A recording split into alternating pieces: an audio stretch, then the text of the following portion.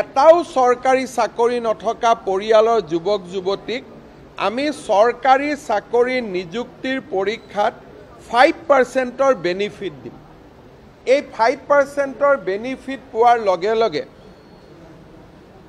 চৰকাৰী চাকৰি এটা পৰিয়ালত পুঞ্জীভূত হৈ থকাৰ পৰিৱৰ্তে ই চৰকাৰী চাকৰি নাথাকা পৰিয়াললৈ বৃদ্ধি হ'ব। ৯৪,০০০ চাকৰি আমি সফলতাৰে দিয়াৰ পিছত আৰু ৩৫,০০০ নতুন চাকৰি দিয়াৰ প্ৰস্তাৱ কৰা হৈছে আজিৰ বাজেটত। ইয়াৰ উপৰিও ৩৫,৯১০টা পদৰ বাবে ইতিমধ্যে বিজ্ঞাপন প্ৰকাশ কৰা হৈছে আৰু ইয়াৰ জৰিয়তে মুঠ ১,৩০,৪১৬টা চৰকাৰী চাকৰিৰ সুবিধা সৃষ্টি কৰা হৈছে। যিসমূহ পৰিয়ালত চৰকাৰী বা ৰাজহুৱা খণ্ডত এজনো চাকৰিয়াল নাই তেওঁলোকক সুবিধা দিয়াৰ অৰ্থে সিদ্ধান্ত লৈছো যে তেনে প্ৰাৰ্থীয়ে মুঠ ৫০০ নম্বৰৰ সৈতে ৫% অতিৰিক্ত নম্বৰ লাভ কৰিব। তৃতীয় আৰু চতুৰ্থ বৰ্গৰ সকলো পদৰ নিয়োগ প্ৰক্ৰিয়াত প্ৰাৰ্থী বাছনিৰ গুণগত মানৰ সৈতে আপোচ নকৰাকৈ এই ব্যৱস্থা কাৰ্যকৰী হ'ব। এইবিলাক প্লাছ নিযুক্তি। অধ্যক্ষ মহোদয়, আমাৰ যুৱক যুৱতীসকলক ১ লাখ চৰকাৰী চাকৰি প্ৰদান কৰিম বুলি আমাৰ চৰকাৰে দৃঢ়তাৰে ঘোষণা কৰিছিল।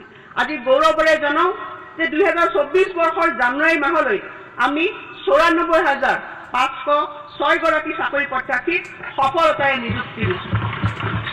বিতং তথ্য অধ্যক্ষ মহোদয় মই সদনত দাখিল কৰিছোঁ আৰু বিভাগ ভিত্তিক বিৱৰণ ২০২২, ২৩ আৰু ২৪ ইয়াত দাখিল কৰা হৈছে। মহাশয়, ইয়াৰ উপৰিও ৩৫,৯১০টা পদৰ বাবে ইতিমধ্যে বিজ্ঞাপন প্ৰকাশ কৰা হৈছে আৰু ইয়াৰ জৰিয়তে মুঠ ১,৩০,৪১৬টা চৰকাৰী চাকৰিৰ সুবিধা সৃষ্টি কৰা হৈছে। আপোনালোক সকলোৱে এই ক্ষেত্ৰত নিশ্চিত সহমত প্ৰকাশ কৰিব যে সম্ভৱপৰ কম সময়ৰ ভিতৰতে প্ৰথমবাৰৰ বাবে এনেকুৱা এক অভিলেখ পৰ্যায়ৰ নিযুক্তি প্ৰক্ৰিয়া সম্পন্ন হৈছে। এই নিযুক্তি প্ৰক্ৰিয়াৰ জৰিয়তে সৰ্বাধিক সংখ্যক পৰিয়ালক সামৰি লৈ আমি সামাজিক সমতা সম্ভৱ কৰিব বিচাৰিছোঁ। চৰকাৰী নিযুক্তিত সামাজিক সমতা।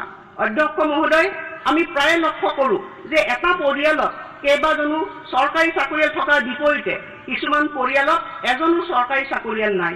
যিমান সম্ভৱ অধিক পৰিয়ালত চৰকাৰী চাকৰিৰ উপস্থিতি নিশ্চিত কৰাৰ জৰিয়তে চৰকাৰী নিযুক্তিত সামাজিক সমতাৰ বাতাবৰণ সৃষ্টি কৰা হ'ব আৰু এনে দৃষ্টিকোণ আগত ৰাখি মই ঘোষণা কৰিবলৈ পাই আনন্দিত হৈছোঁ যে এই নিযুক্তি প্ৰক্ৰিয়া অব্যাহত ৰখাৰ সময়ত আমাৰ চৰকাৰে সামাজিক সমতা প্ৰতিষ্ঠাৰ ওপৰত গুৰুত্ব আৰোপ কৰিব আৰু সেয়েহে আমি যিসমূহ পৰিয়ালত চৰকাৰী বা ৰাজহুৱা খণ্ডত এজনো চাকৰিয়াল নাই তেওঁলোকক সুবিধা দিয়াৰ অৰ্থে সিদ্ধান্ত লৈছোঁ যে তেনে প্ৰাৰ্থীয়ে মুঠ ৫০০ নম্বৰৰ সৈতে ৫% অতিৰিক্ত নম্বৰ লাভ কৰিব।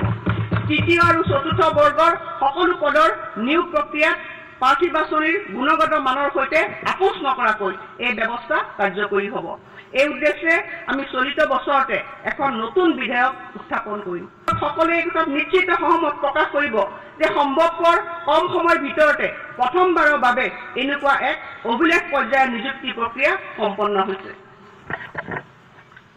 এই নিযুক্তি প্ৰক্ৰিয়াৰ জৰিয়তে সৰ্বাধিক সংখ্যক পৰিয়ালক সামৰি লৈ আমি সামাজিক সমতা সম্ভৱ কৰিব বিচাৰিছোঁ। চৰকাৰী নিযুক্তিত সামাজিক সমতা। অধ্যক্ষ মহোদয়, আমি প্ৰায় লক্ষ্য কৰোঁ যে এটা পৰিয়ালত কেইবাজনো চৰকাৰী চাকৰিয়াল থকাৰ বিপৰীতে কিছুমান পৰিয়ালত এজনো চৰকাৰী চাকৰিয়াল নাই।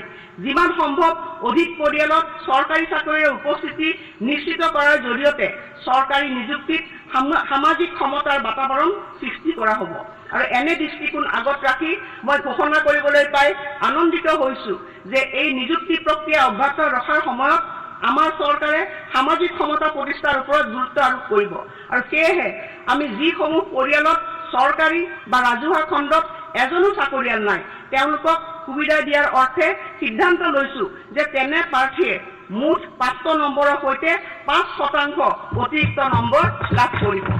তৃতীয় আৰু চতুৰ্থ বৰ্গৰ সকলো পদৰ নিয়োগ প্ৰক্ৰিয়াত প্ৰাৰ্থী বাছনিৰ গুণগত মানৰ সৈতে আপোচ নকৰাকৈ এই ব্যৱস্থা কাৰ্যকৰী হ'ব। এই উদ্দেশ্যে আমি চলিত বছৰতে এখন নতুন বিধেয়ক উত্থাপন কৰিম। অধ্যক্ষ